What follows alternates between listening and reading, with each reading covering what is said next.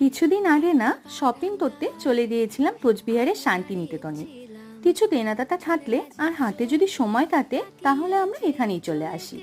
এখানে সব কিছুরই প্রচুর ভ্যারাইটি থাকে। দিয়ে প্রথমে নিয়েছিলাম অর্জুনা একটা জিন্স।